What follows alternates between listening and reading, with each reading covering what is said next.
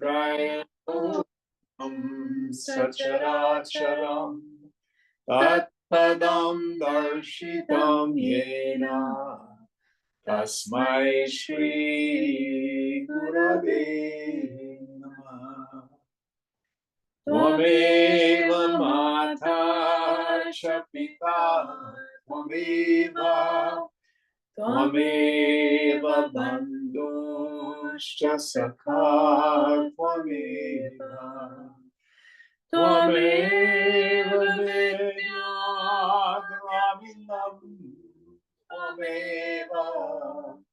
त्वमेव सर्वं मम देव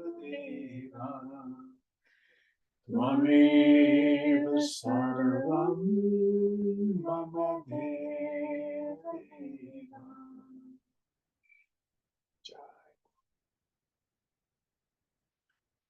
ॐ सहना भवतु सहनौ भुनक्तु सह वीर्यं करवावहै तेजस्विनावधीतमस्तु मा विद्विषावहै। ॐ शान्ति शान्ति शान्ति। So where are we in our text? Starting chapter 21.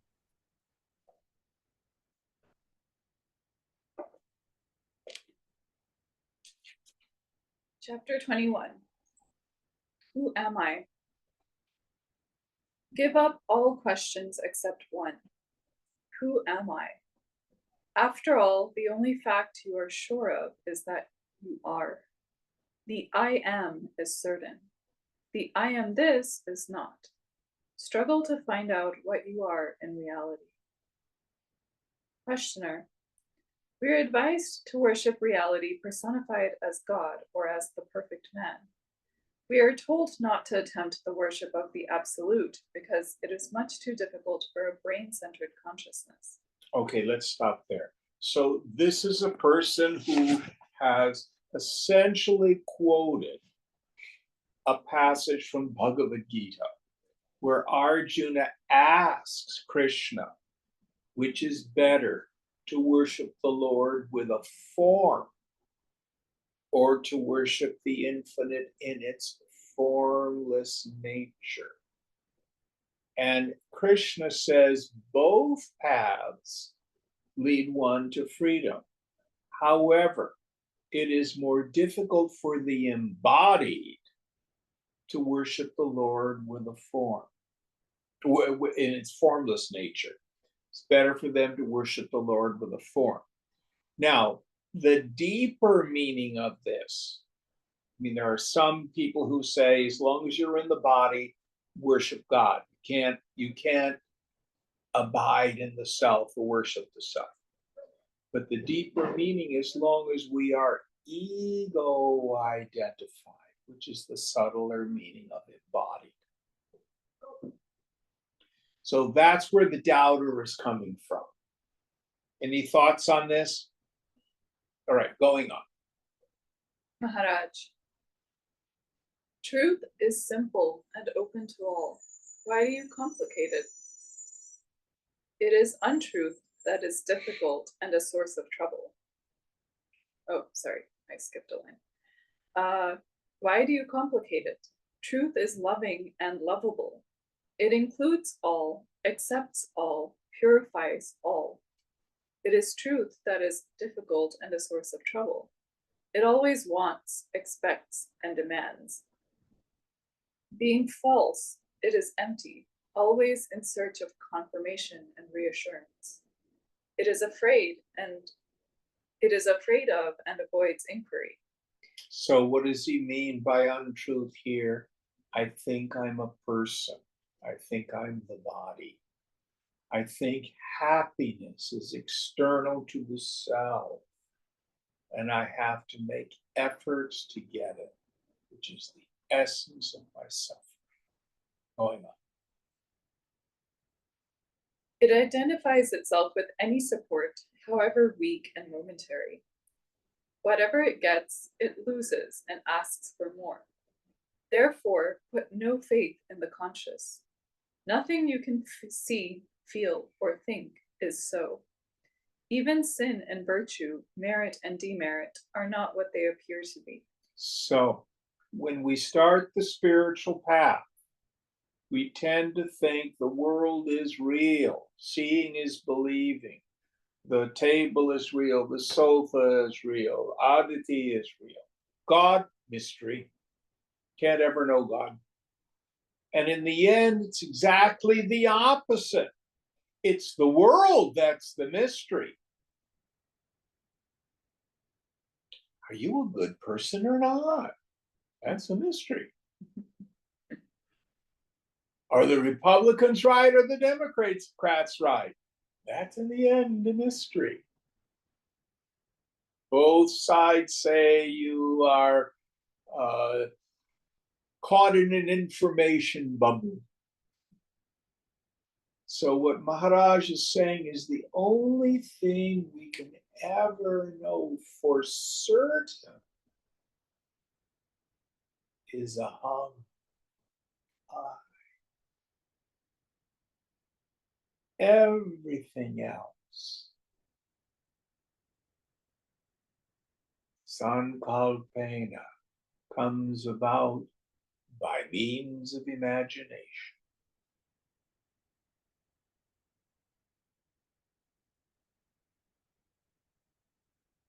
The only certainty is aham, I.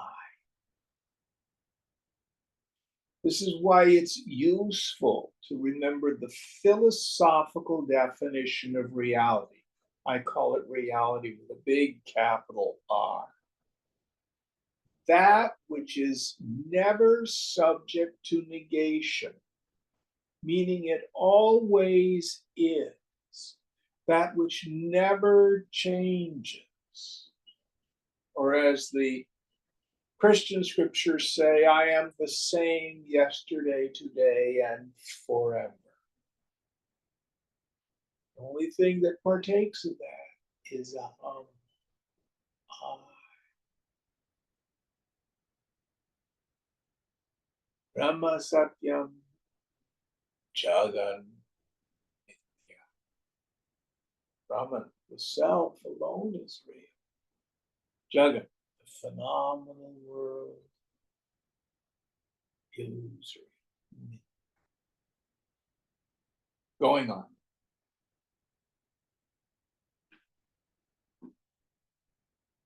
Even sin and virtue, merit and demerit, are not what they appear to be. Usually the bad and the good are a matter of convention and custom, and are shunned or welcomed according to how the words are used.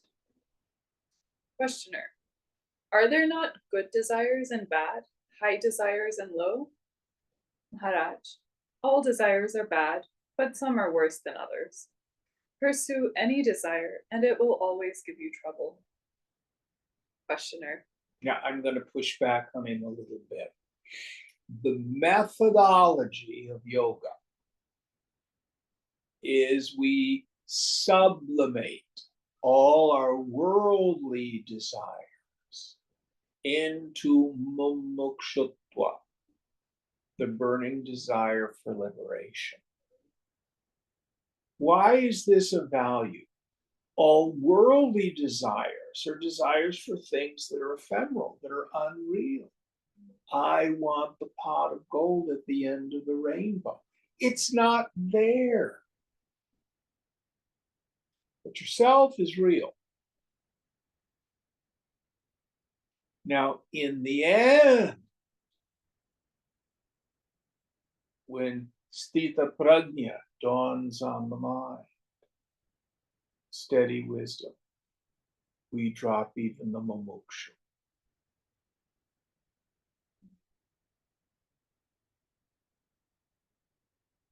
But you can't renounce something you haven't got. I woke up this morning and I renounced being president of the United States. That's foolishness. All right, going on.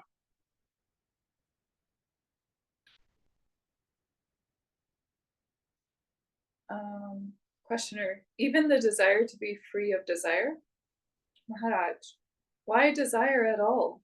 Desiring a state of freedom from desire will not set you free. Nothing can set you free because you are free.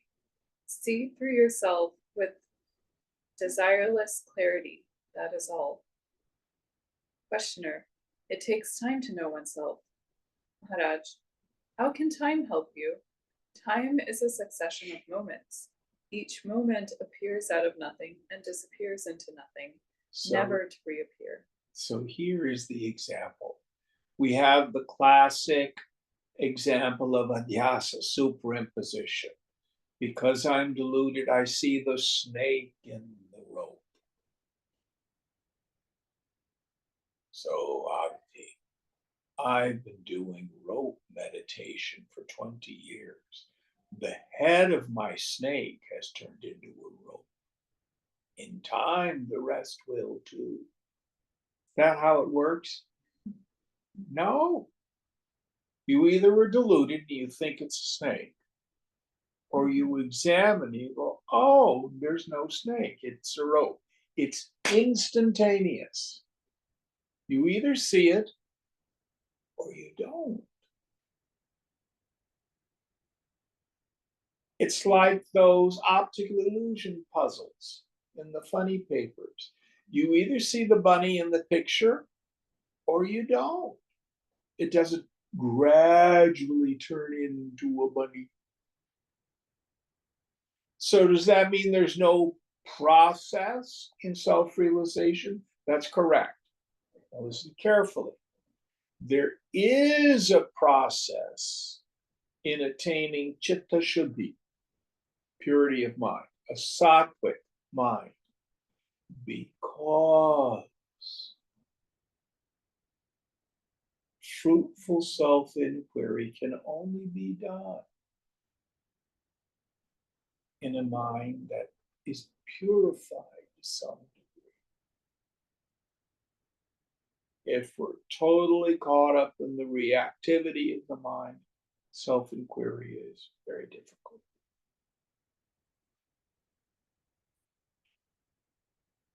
All right, going on.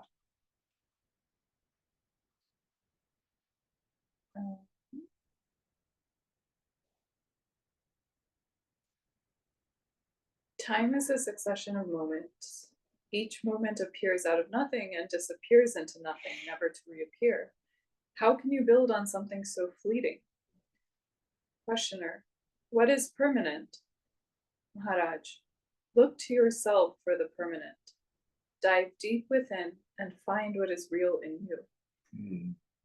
Questioner, how do I look for myself? Maharaj, whatever happens, it happens to you.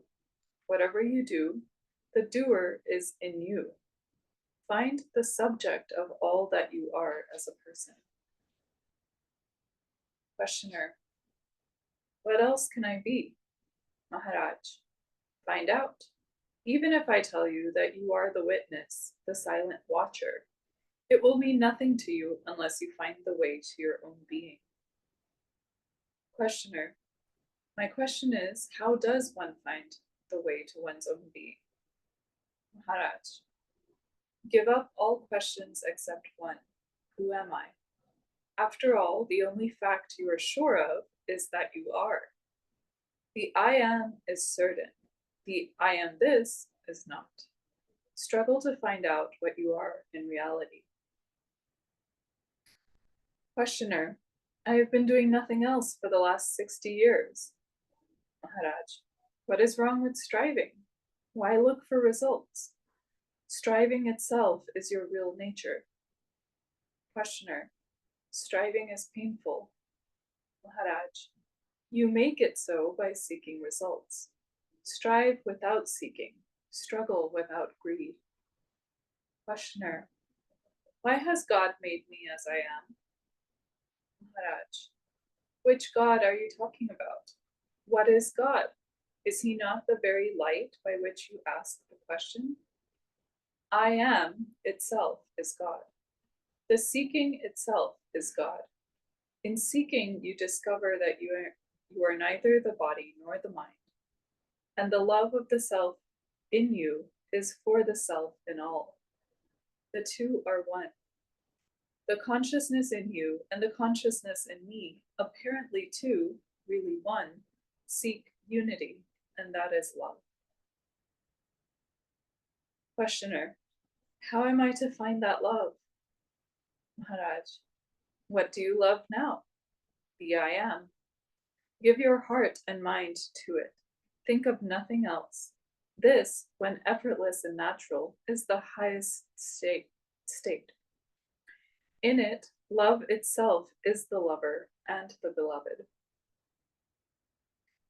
Questioner, everybody wants to live, to exist. Is it not self-love? Maharaj, all desire has its source in the self. It is all a matter of choosing the right desire. Questioner, what is right and what is... Let me stop just there. So in Gita, Krishna says, everybody seeks me at all times and in all ways, just by the wrong method. So what is the dharma of the mind? The mind is a pleasure seeker, pain avoider mechanism. From the moment you wake up to the moment your head hits the pillow at night, the only activity in which we engage is the seeking of the good, the avoidance of suffering. The only real doubt is, where's the good? I think it's in the job. I think it's in the relationship. I think it's in politics. I think it's in financial security. I think it's in good health. And because I externalize the good, I'm caught in samsara. I'm caught in the karma chakra. Maybe this will do it. Well, that didn't work. Maybe that'll do it. Well, that didn't work. Well, let me try this. Well, it works some of the times. Let me try it again. It didn't work this time. We keep going round and round and round. Karma chakra, chakra, your wheel. But the impulse, where's the good? Where's the good? Where's the good? We keep trying different things. Many lifetimes. And the answer is so simple. What you're looking for, you're looking with.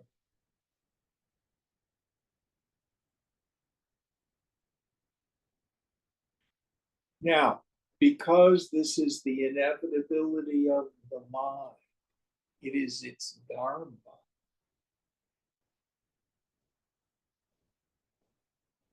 It's wonderful. Vedanta is the most compassionate of all religions. Nobody's damned. Nobody's left behind. Everybody gets there. It's inevitable. It's like the river flowing to the sea. So if you're at Gangotri and you see the headwaters of the Ganges, is the water in Gangotri a failure because it's not merging with the Gangetic plain or the delta at Calcutta? No. So also, the most miserable of creatures is like the headwaters of the Ganges, which has its own beauty. If, on the other hand, you've become a yogi and you've engaged seriously into self-inquiry, you're like the water right at the, what do they call it, the tide pool, ready to enter into the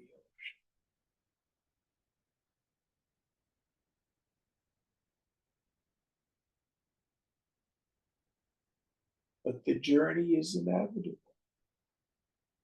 No one can fail. So don't worry.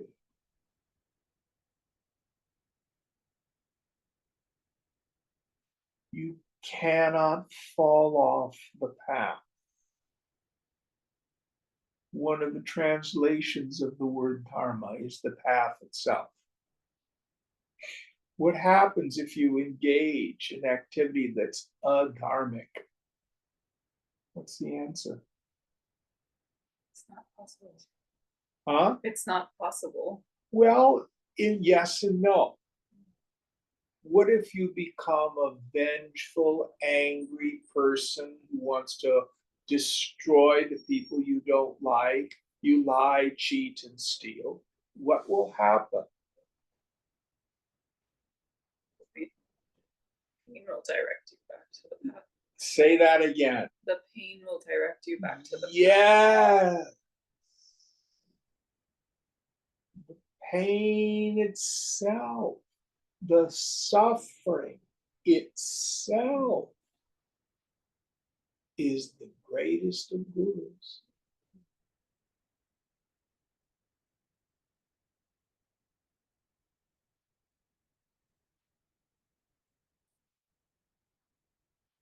I was talking with a fellow this morning.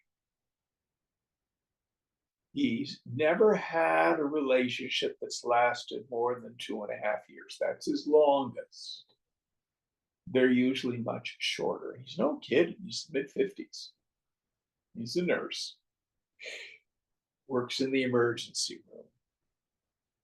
And he started to flirt with his coworkers. This gal, she's flirting back, and that one flirt back. Just came out of a 2.5 year relationship that was excruciatingly painful for him. So, do you want to work day to day next to your ex? Maybe it's not the smartest thing in the world to date a coworker.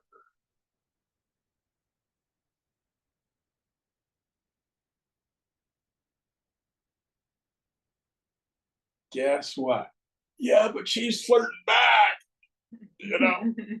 She's putting her head on my shoulder, touching my arm, yada yada yada.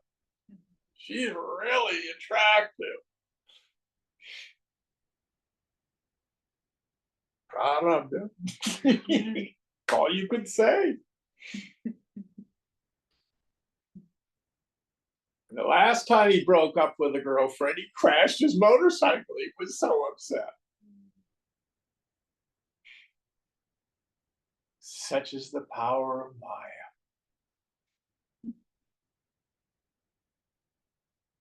And how many times do I have to ask this question? Who got upset this week? Tell me it was the first time you've had this feeling. Aren't you tired of it? It's so boring.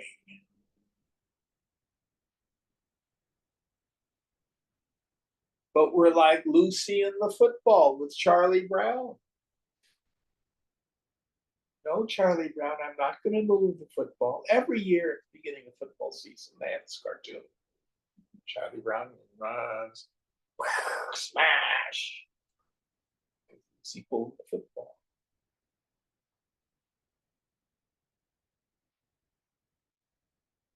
Maybe this time I can be controlling or dominating or manipulative and smarmy to try to get my own way. It's always, I call it, you either offer the bouquet of flowers or the baseball bat. Those are the two we use. Give me what I want. Give me what I want. That's what I do.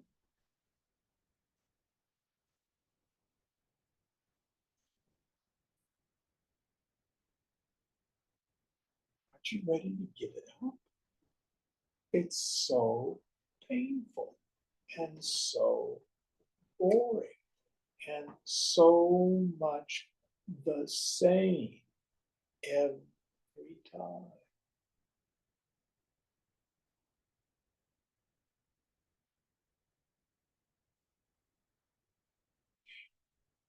Going on.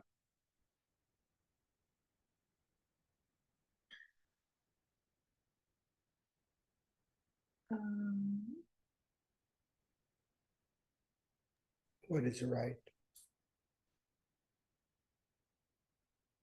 oh, yeah, questioner. Um, what is right and what is wrong varies with habit and custom. Standards vary with societies. Maharaj, discard all traditional standards. Leave them to the hypocrites.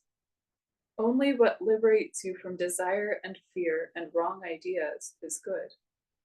As long as you worry about sin and virtue, you will have no peace. So here is a deeper understanding of punya, merit, virtue, papam, sin or demerit. Rather than look to societal definitions, how do I know I'm acting according to God's will? Acting according to God's will brings me peace. How do I know I'm acting contrary to God's will? Because it agitates the mind.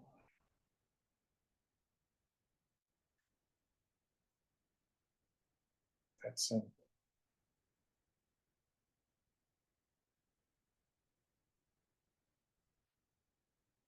Going on. Questioner, I grant that sin and virtue are social norms, but there may also be spiritual sins and virtues. By spiritual, I mean the absolute. Is there such a thing as absolute sin or absolute virtue? Maharaj, sin and virtue refer to a person only. Without a sinful or virtuous person, what is sin or virtue? At the level of the absolute, there are no persons. The ocean of pure awareness is neither virtuous nor sinful. Sin and virtue are invariably relative. Questioner, can I do away with such unnecessary notions? Maharaj, not as long as you think yourself to be a person. Questioner, by what sign shall I know that I am beyond sin and virtue? Maharaj, by being free from all desire and fear, from the very idea of being a person. To nourish the ideas, I am a sinner or I am not a sinner, is sin. To identify oneself with the particular is all the sin there is. The impersonal is real. The personal appears and disappears. I am is the impersonal being. I am this is the person. The person is relative and the pure being the fundamental. Questioner, surely pure being is not unconscious, nor is it devoid of discrimination. How can it be beyond sin and virtue? Just tell us, please, has it intelligence or not? Maharaj, all these questions arise from your believing yourself to be a person. Go beyond the personal and see. Questioner, what exactly do you mean when you ask me to stop being a person? Maharaj, I do not ask you to stop being. That you cannot. I ask you only to stop imagining that you were born, have parents, are a body, will die, and so on. Just try, make a beginning. It is not as hard as you think. Questioner, to think of oneself as the personal is the sin of the impersonal. Maharaj, again, the personal point of view. Why do you insist on polluting the impersonal with your ideas of sin and virtue? It just does not apply. The impersonal cannot be described in terms of good and bad. It is being, wisdom, love, all absolute. Where is the scope for sin there? And virtue is only the opposite of sin. Questioner. We talk of divine virtue. Maharaj, true virtue is divine nature, Swarup. What you are really is your virtue. But the opposite of sin, which you call virtue, is only obedience born out of fear. Questioner. Then why all the effort at being good? Maharaj, it keeps you on the move. You go on and on until you find God. Then God takes you into himself and makes you as he is. Questioner. Isn't that beautiful? Going on. The same action is considered natural at one point and a sin at another. What makes it sinful? Maharaj, whatever you do against your better knowledge is sin. Questioner. Knowledge depends upon memory. Maharaj, remembering yourself is virtue. Forgetting yourself is sin. So it all depends on from what level we're living. By all means, don't be a jerk. If you're being a jerk, it's probably because you're identified. If you need a larger recipe, if you're Christian, you can go to the Sermon on the Mount. If you're a Hindu, I'm very fond of the yamas and niyamas in the Raja Yoga tradition. If you want to subtleize those to some degree, look at the qualifications of a fit student, Vivekachudamani. We have so many lists. I had a fascinating conversation with a person last night. He's a progressive politically. And we were talking about, is there a place for violence for oppressed peoples? And what we ended up looking at was the 16th chapter of the Bhagavad Gita. It's not long. In it, you have a very short section of the divine qualities. Krishna says, don't worry, Arjuna, you have these. Then most of the chapter enumerates a long list of the qualities of the demoniac. Meaning, if you are identified as a person dwelling in these thought atmospheres, acting from these thought atmospheres, listen carefully, not only will make you miserable, but impel you into a lower birth, but it screws up the society.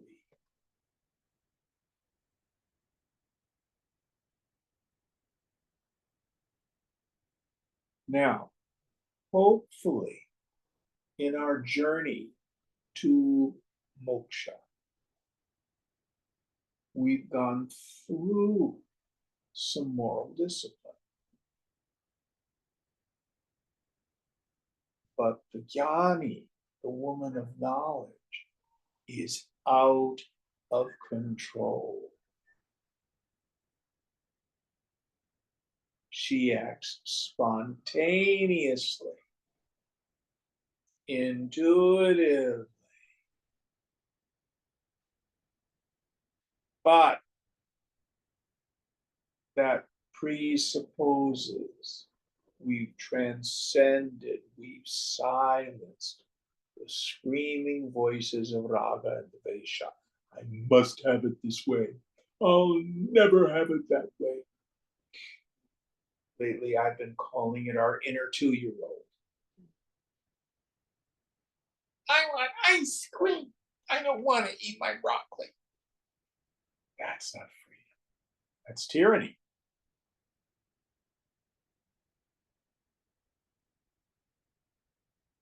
And many of us confuse the tyranny of the inner 2-year-old with living intuitively. They are not the same.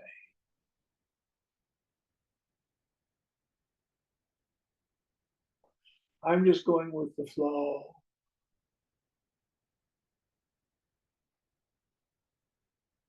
I don't, it's okay to get loaded every day. It's all an illusion. Doesn't matter if I shoplift from Macy's, it's all God. That's just rationalizing bad behavior. You're suffering.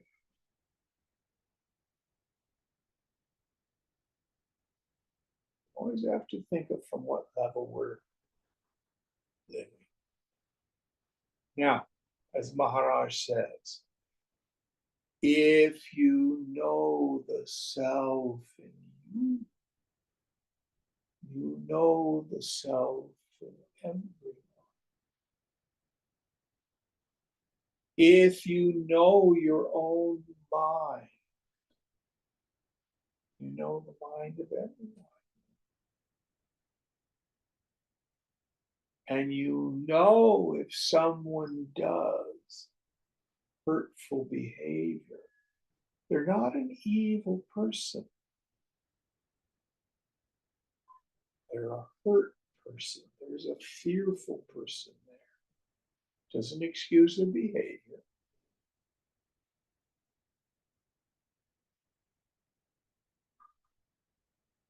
So we can love them. Wish the best for them.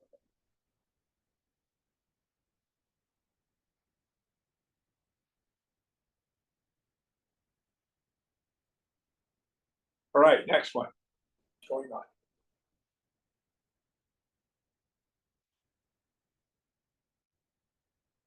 Maharaj, remembering yourself is virtue, forgetting yourself is sin. It all boils down to the mental or psychological link between the spirit and matter. We may call the link psyche, antahakaran. When the psyche is raw, undeveloped, quite primitive, it is subject to gross illusions. As it grows in breadth and sensitivity, it becomes a perfect link between pure matter and pure spirit, and gives meaning to matter and expression to spirit. There is the material world, Mahadakash, and the spiritual, Paramakash. Between lies the universal mind, Chidakash, which is also the universal heart, Premakash. It is wise love that makes the two one. Questioner. So you take someone like Ramana Maharshi, whose mind was such a transparency for the flow of Shakti, the flow of spirit. Even wild animals would come to him, they would feel.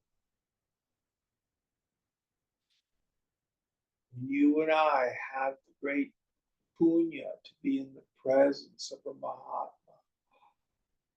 We love them, and they love us. But it's spontaneous. It is like responding to like, deep calling to deep.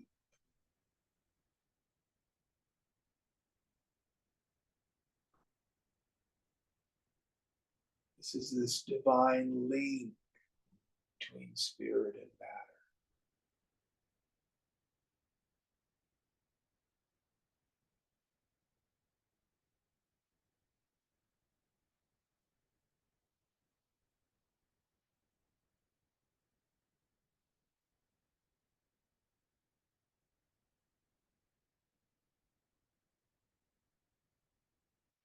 Listen carefully. If you think you can improve the world by getting angry and fighting for this and fighting for that, that's like arranging the deck chairs on the Titanic.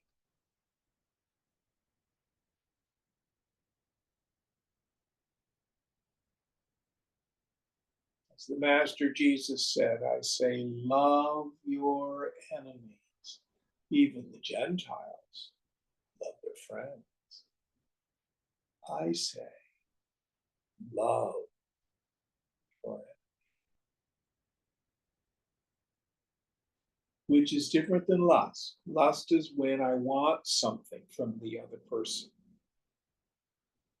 Love, agape, caritas, is when I genuinely wish the well-being of the other with no thought of return.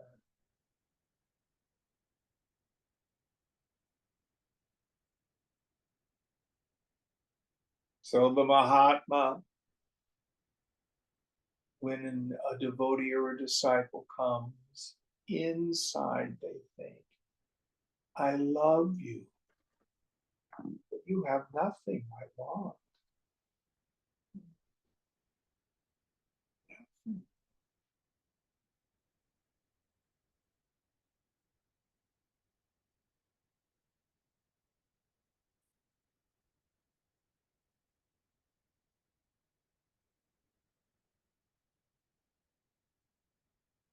It used to be very funny to watch people attempt to get Swamiji's attention and approval.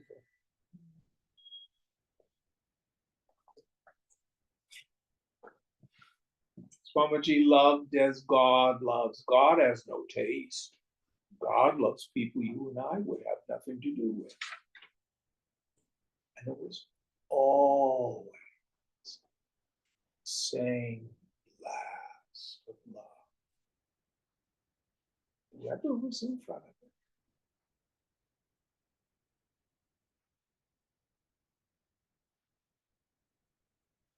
Going on.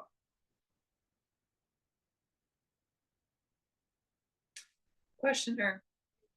Some people are stupid, some are intelligent.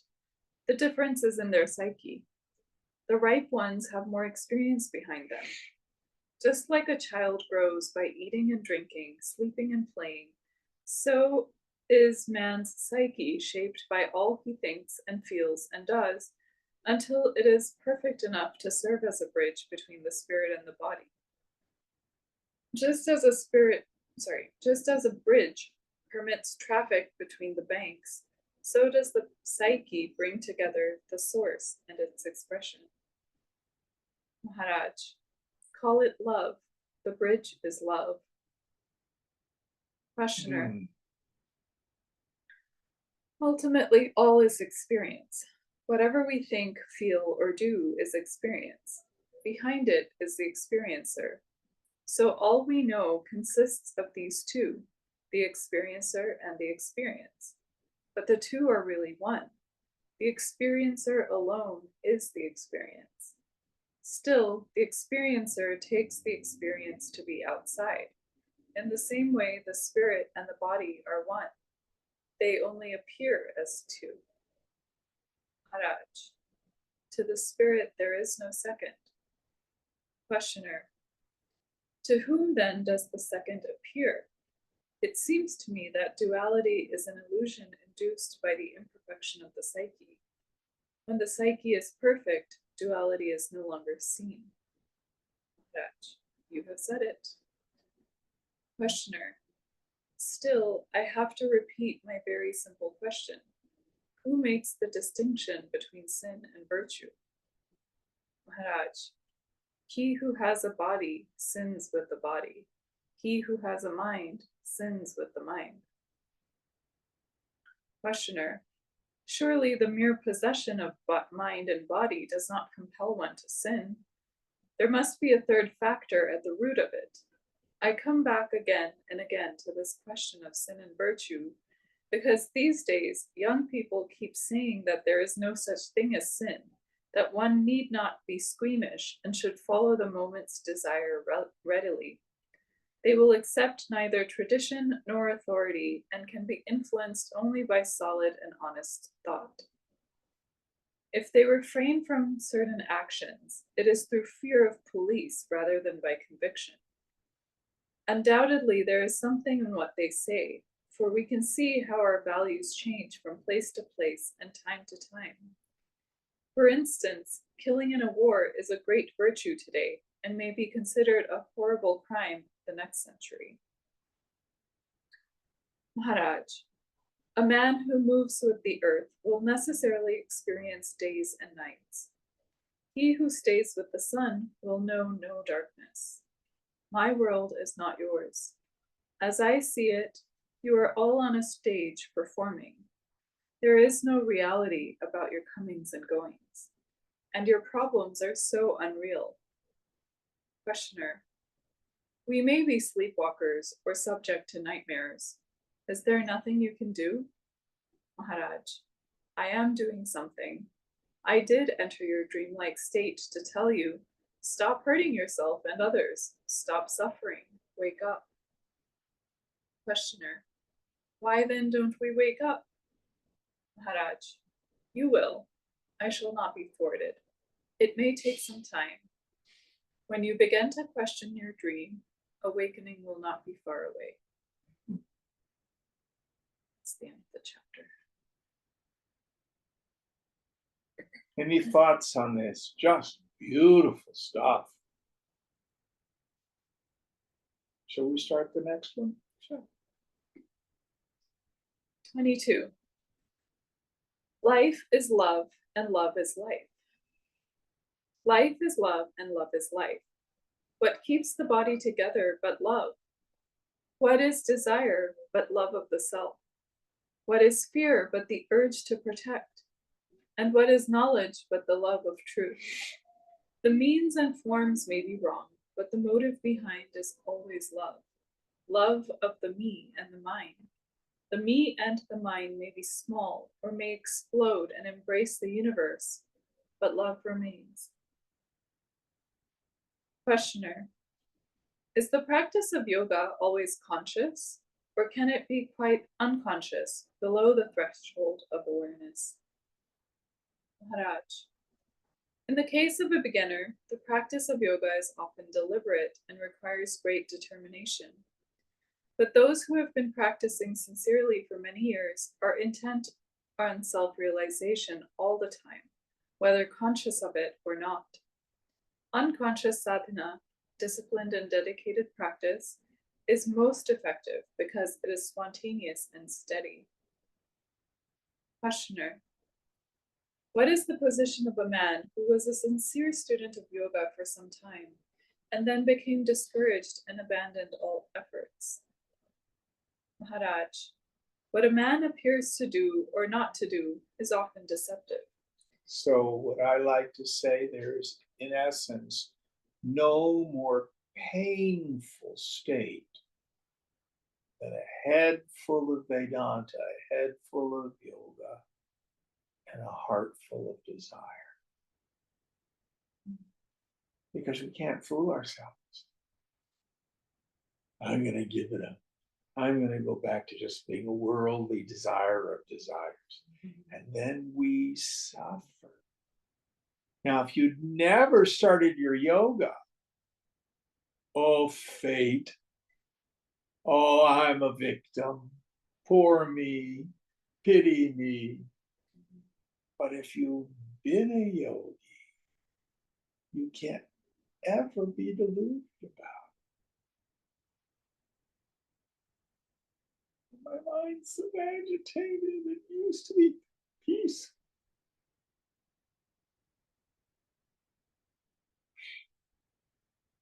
Very interesting state. So nobody ever really falls off the path. As Aditi said earlier, it's our suffering.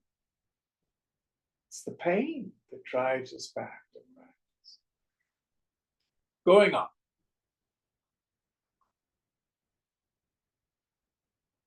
What a man appears to do or not to do is often deceptive. His apparent lethargy may be just a gathering of strength. The causes of our behavior are very subtle. One must not be quick to condemn, nor even to praise.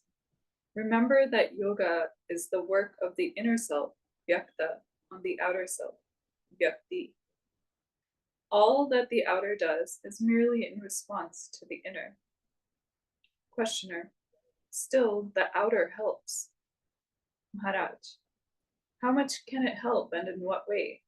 It has some control over the body and can improve its posture and breathing. Over the mind's thoughts and feelings, it has little mastery, for it is itself the mind. It is the inner that can control the outer. The outer will be wise to obey. Questioner. If it is the inner that ultimately is responsible for man's spiritual development, why is the outer so much exhorted and encouraged? Maharaj, the outer can help by keeping quiet and free from desire and fear. You would have noticed that all advice to the outer is in the form of negations. Don't. Stop. Refrain. Forgo. Give up. Sacrifice. Surrender. And see the false as false. So let me stop here. All of the traditions, East and West, actually deal with the apparent tension. Should I do things in the world, karma yoga, bhakti yoga, or should I leave them aside and only do self-inquiry, contemplative prayer, deep meditation? And the tension is false. The answer is these are to be done sequentially. The outer practices, asana, pranayama, japa, going to church or synagogue, puja, repetitive prayers, doing selfless service in the world, going to kirtan. Are these pointless or are they of value? It all depends on where we are in our sadhana. So these are preparatory practices. In the basic course, I always use the imagery of slicing a tomato. If you have a dull knife and you try to slice the tomato, it smashes. So the preparatory practice is knife sharpening. But no matter how much knife sharpening you do, that in and of itself will not slice the tomato. First sharpen the knife, then slice the tomato. First, do practices to purify the equipment, become adhikari, a fitsuit. Then self-inquiry becomes fruitful.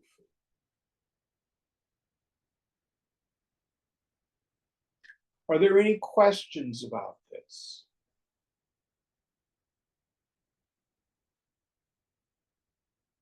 Now, I frequently spend a lot of time working with people on karma yoga.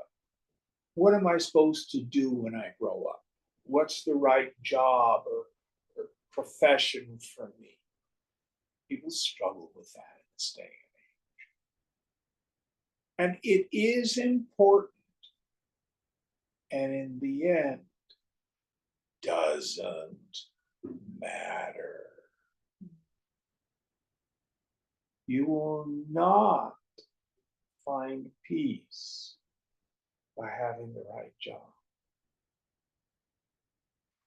Same thing with relationship. Oh, I keep going from partner to partner. I just haven't found the right one.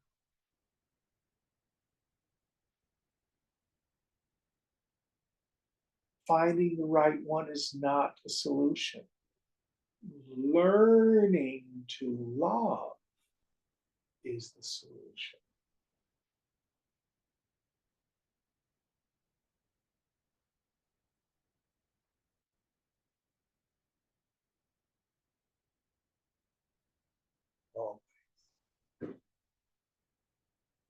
in the end, no relationship, no job, no house will give us satisfaction. Now, if you're working in something that's dharmic, you'll probably find that you have more peace of mind if you get a job doing something you feel is purposeful. Ride the horse in the direction it's going.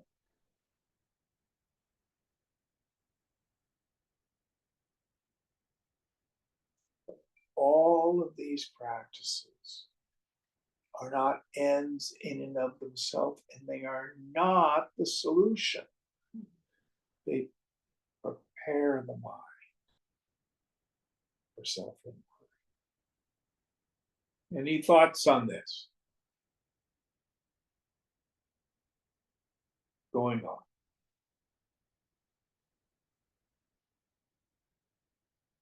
Even the little description of reality that is given is through denials. Not this, not this. Neti neti. All positives belong to the inner self, as all absolutes to reality. Questioner, how are we to distinguish the inner from the outer in actual experience? Maharaj, the inner is the source of inspiration. The outer is moved by memory. The source is untraceable, while all memory begins somewhere.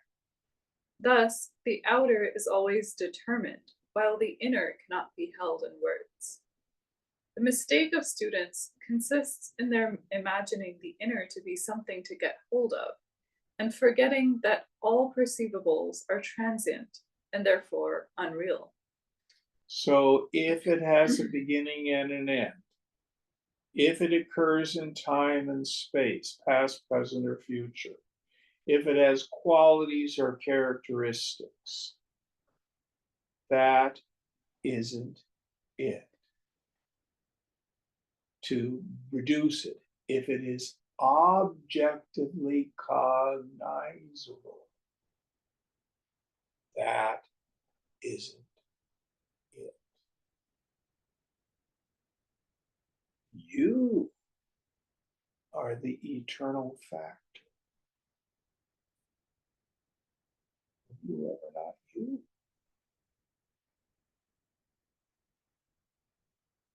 My problem is not that I do not know the self. My problem is I superimpose on the direct experience all sorts of nonsense. Stop it.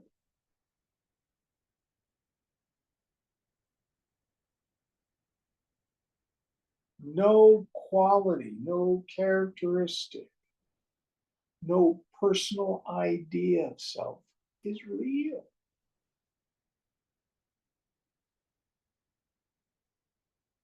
You are not an experience to be gained.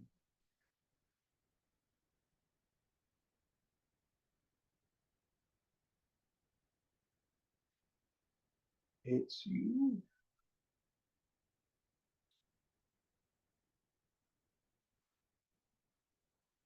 Going on. Only that which makes perception possible, call it life or Brahman or whatever you like, is real. Questioner, must life have a body for its self-expression? Maharaj, the body seeks to live. It is not life that needs the body. It is the body that needs life. Questioner, does life do it deliberately? Maharaj, does love act deliberately? Yes and no. Life is love, and love is life. What keeps the body together but love? What is desire but love of the self? What is fear but the urge to protect? And what is knowledge but the love of truth? The means and forms may be wrong, but the motive behind is always love, love of the me and the mind. The me and the mind may be small, or may explode and embrace the universe, but love remains. Questioner, the repetition of the name of God is very common in India. Is there any virtue in it? Maharaj, when you know the name of a thing or a person, you can find it easily. By calling God by his name, you make him come to you. Questioner, in what shape does he come? Maharaj, according to your expectations. If you happen to be unlucky and some saintly soul gives you a mantra for good luck, and you repeat it with faith and devotion, your bad luck is bound to turn. Steady faith is stronger than destiny. Destiny is the result of causes, mostly accidental, and is therefore loosely woven. Confidence and good hope will overcome it easily. Questioner, when a mantra is chanted, what exactly happens? Maharaj, the sound of a mantra creates the shape which will embody the self. The self can embody any shape and operate through it. After all, the self is expressing itself in action, and a mantra is primarily energy in action. It acts on you. It acts on your surroundings. Questioner, the mantra is traditional. Must it be so? Maharaj, since time immemorial, a link was created between certain words and corresponding energies. This link is reinforced by numberless repetitions. It is just like a road to walk on. It is an easy way. Only faith is needed. Let me give you another example.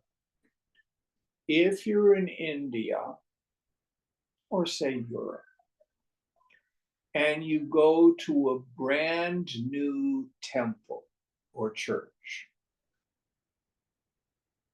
it may be aesthetically pleasing, but there's no juice. But if you go to a very ancient temple or church, not only are you aware of the beauty, but you feel the vibration that people have prayed here for hundreds, maybe thousands of years. Have you had that experience? Yes. Mantras do the same thing, just on the subtle plane. So you take a mantra like millions of people have chanted this mantra for thousands of years. Yes, the words have their own vibration, but they have collected the intention and prayers of billions.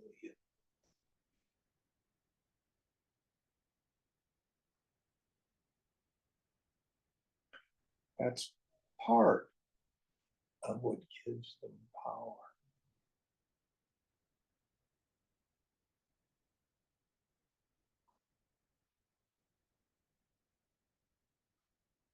In the Western traditions, we have similar practices. Probably one of the most common, in Western Europe and the US is the rosary. Aunt Mary is sick, so the gals at church are going to do a rosary for her. Well, the words are, Hail Mary, full of grace, the Lord is with thee. Blessed art thou amongst women, and blessed is the fruit of thy womb, Jesus. Holy Mary, Mother of God, pray for us sinners now and at the hour of our death. What's this have to do with Aunt Mary?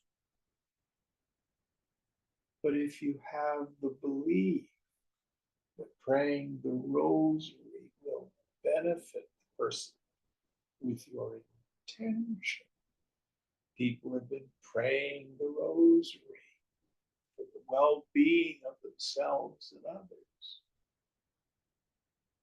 At least 1,000 years, maybe longer. I don't know how old the rosary is.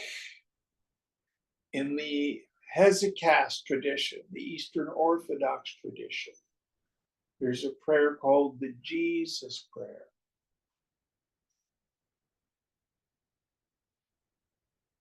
Lord Jesus, Son of God, have mercy on me.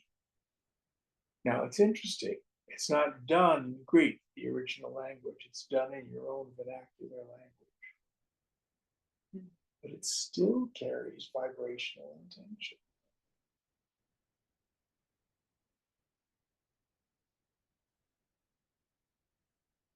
So just like a temple or a synagogue or a church that carries the vibrational, what the Christians call the odor of sanctity. It's not just the incense, it's the vibrations. So do mantras. This is why we suggest that you meditate in the same spot. If you have the luxury of having a meditation room, reserve it for spiritual practice. It charges up with vibrations.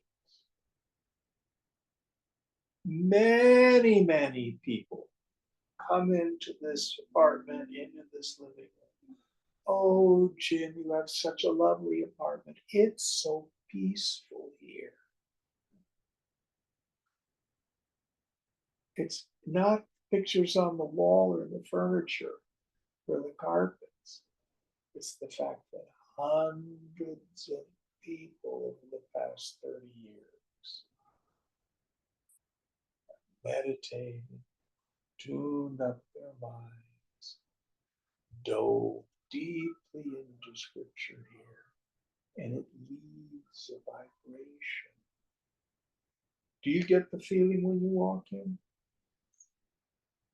Some people don't. Do you? Yeah, I do.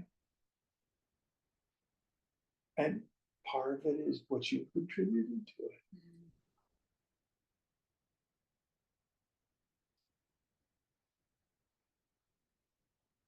So this is the kind of stuff that Maharaj is talking about. How much longer is this chapter? Quite a bit? Yeah, another like page and a half. Okay, then we'll quit here. It's new. Om Purnamada Purnamidam Purnat Purnamudachyate Purnasya Purnamadaya Purnameva Vashishyate. Om Shanti Shanti Shanti Hari Om Sri Guru Pyo Namaha Hari